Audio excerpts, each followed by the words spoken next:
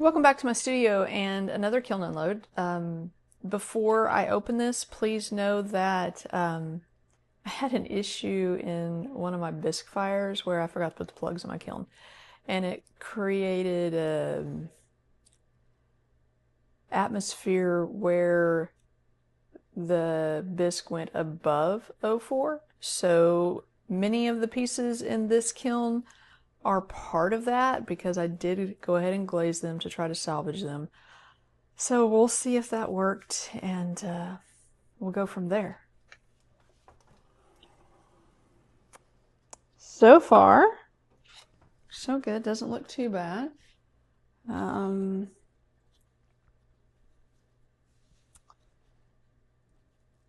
Let's get the moon bowl out of the way. Base is obsidian, 3 coats, of course. The turquoise is seaweed, 3 coats, and then the purple is smoky merlot. The white specks are underglaze flecked on, and the exterior of the bowl is Amicose slate underglaze with a little bit of black mixed in to get a darker gray. Yay! Same thing with these moon discs. These are actually like ornaments. They have little hangers on them at the top, and I put in some ribbon, and they can go on a Christmas tree, they can go on the wall, they can work as, I make coasters like this too, but I don't take the coasters to a full glaze fire. They're just bisqued with the underglaze so that they're still absorbent. All right, let's talk about the little ghosts. These were some of the ones that were overfired, and yeah, the white underglaze didn't like that very much, so have to remake these guys. I'm going to leave them in here because I'm going to put them in one of these bowls. So this is supposed to look like a mushroom cap, and I used on the inside ivory beige, and then I took teddy bear brown with a fine liner brush and put in the gills. The exterior is blue hydrangea. It turned out a little spotty in a couple areas, but again, this is from that bisque kiln that went over 04. But I'm not unhappy. It does look like a mushroom cap. Not unhappy with that. This one, same concept inside. Oh no, he has a friend. Well, those two are married together. Anyway, this is Lime Shower on top of that bisque. And again, it turned out really, really well. I wasn't sure how the glaze would adhere with it being overfired in the bisque stage. I've never forgotten to put plugs in. Now I can't say that because now I have. Mistakes happen. One more. No friends. And this is Amaryllis. That's pretty. Now each one of these is 3 coats. Again, it probably doesn't look the way it should, typical of Amaryllis, but that's not the Amaryllis's fault. That was the firing of the bisque. I'm going to put all these little guys. They're cute. I did a really good job sculpting them. But yeah, the glaze application did not work. Don't know if I'll be able to remake those. We'll see. They are pretty fun. I call them my Addie ghosts because my granddaughter asked me to make little tiny ghosts. Right. Next shelf. We have some Galaxy ware, a couple of Witch's Brew mugs, and then a couple more mushroom bowls. Again, same concept with the underglaze with ivory beige and teddy bear brown. The exterior of this is radiant red with just white underglaze dots. I did not put a gloss finish on this because I liked the way it felt. Yay. These were a lot of work and somewhat time consuming. I'm really, really happy that they turned out. This is the same thing, just a bigger version. I am very, very pleasantly surprised. All right, couple witches mugs. This is, of course, Mako's black Ingobe. The lettering is Stroke and Coat. This one is Peekaboo and Whineabout. The Whineabout looks like it burned out just a little bit. And Amaryllis on the inside.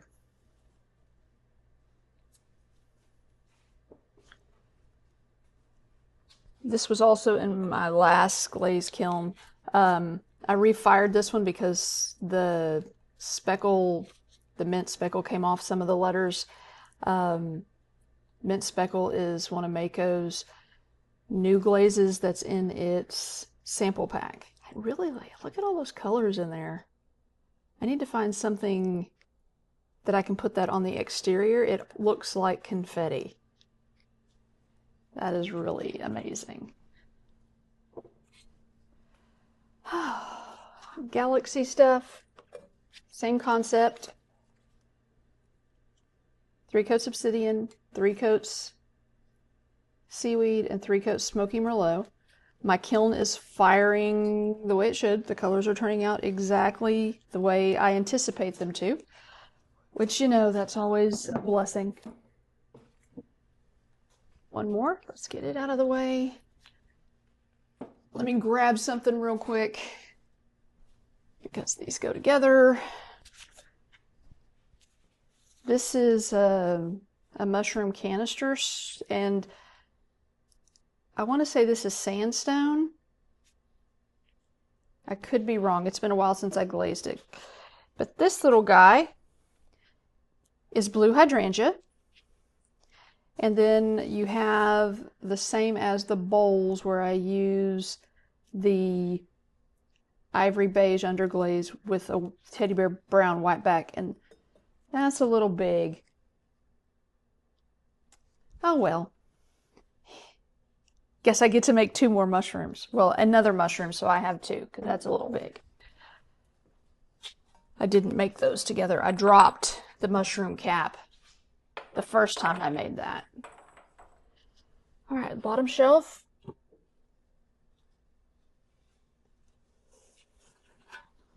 Oh, not bottom shelf. Forgot I had a shallow shelf.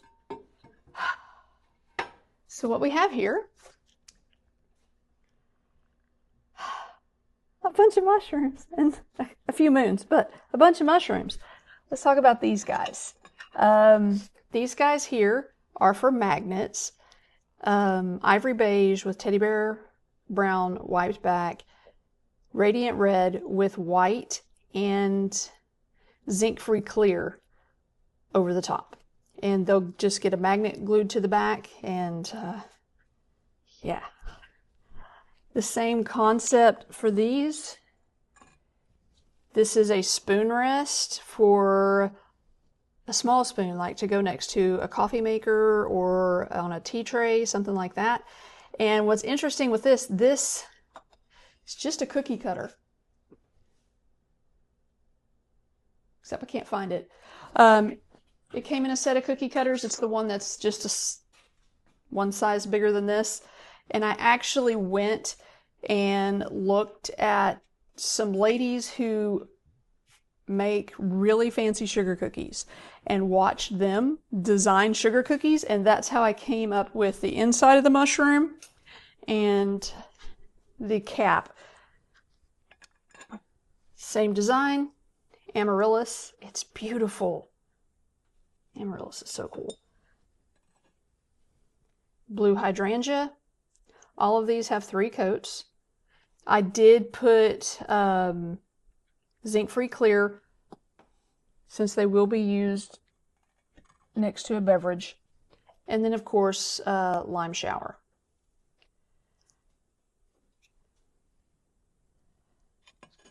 I will have to look. There's a lady, and she actually found a mushroom trivet and makes larger spoon rests, and I followed her idea on that. I went into Hobby Lobby and got the mushroom trivet. I did add extra gill work because I just like mushroom gills.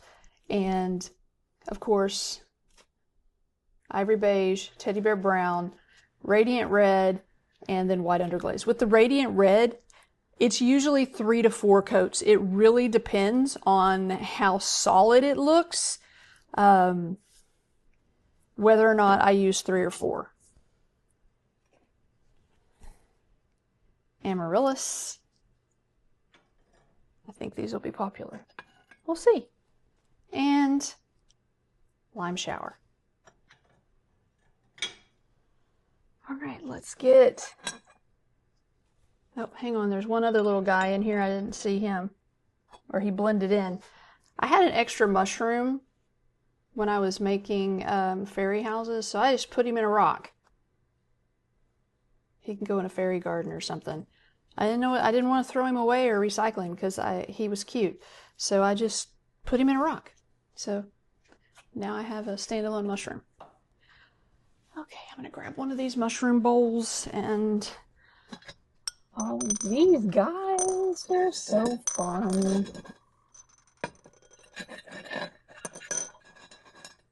Sorry about the noise.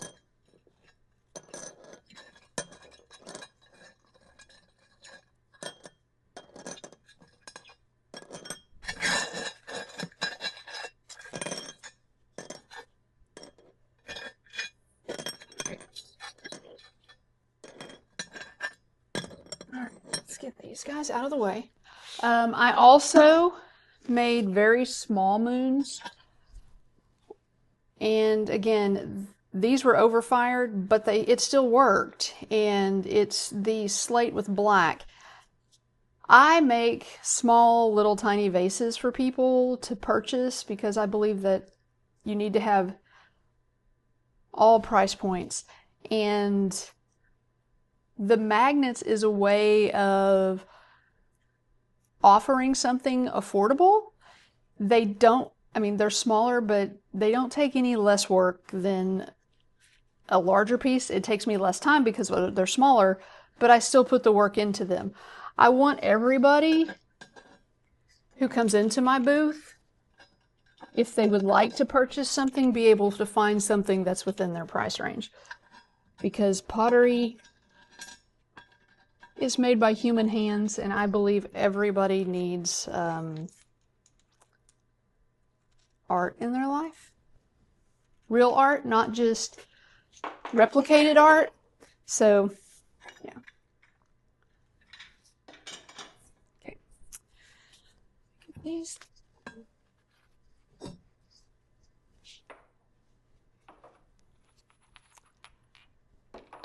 Now for the last shelf.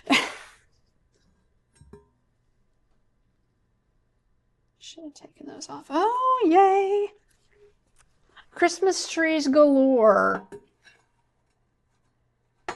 These are my annual Christmas tree ornaments. I make 50, and then the design changes every year. This is radiant red. I put it in an applicator bottle and put it in each one of the little carved areas. And then on top of them is just one coat of Snow Celadon by Amico.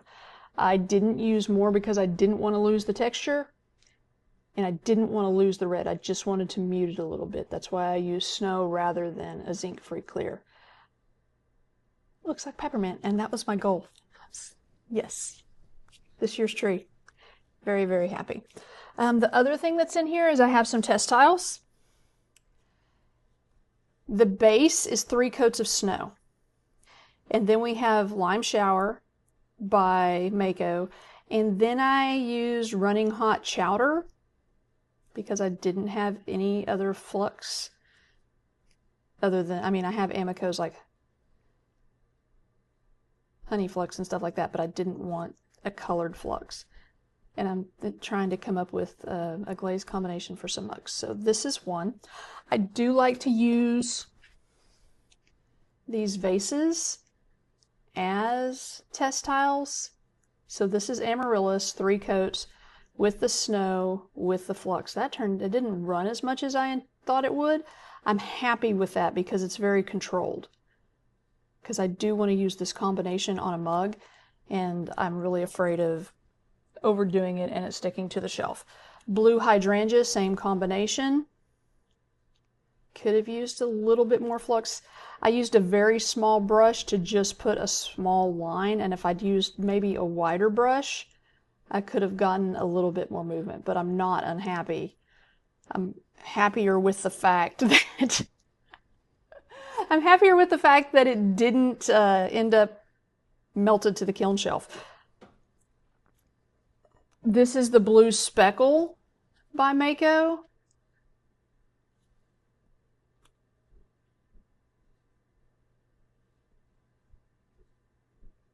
It worked, but not one of my favorites. You won't see any mugs like this. And then here's another blue hydrangea because I found another little tiny vase and it was the glaze I had open at the time. So these 3 you will see with mugs, probably coming very shortly. If not the next kiln opening, then the one after that, because yeah, that's what these were for, was test tiles for that. I have a show next weekend. I will try to film footage there. We'll see. Every year I say I'm going to do that, and every year I get really busy and I forget. So I will try, and I'll try and share that with y'all. Thank you for coming along on my journey. And of course, if you like the content, please subscribe. If you have any questions, feel free to ask. I'm more than happy to share, well, the majority of my knowledge with you. There's some things I'm not ready to share yet. Have a blessed day and go do something that brings you joy.